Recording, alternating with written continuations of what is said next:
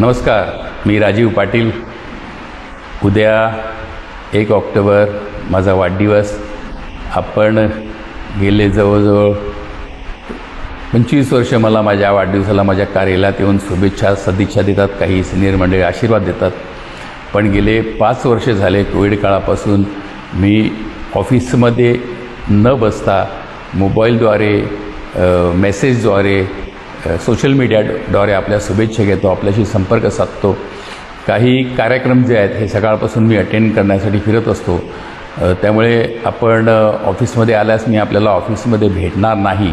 त्यामुळे आपल्या सदिच्छा शुभेच्छा ज्या आहेत या तुम्ही मला मोबाईलद्वारे द्या, कारण मी ऑफिसमध्ये नसेलच. ऑफिसमध्ये खूपच मंडळी येतात. सिनियर्स मंडळींना रांगेत उभं राहायला त्रास होतो.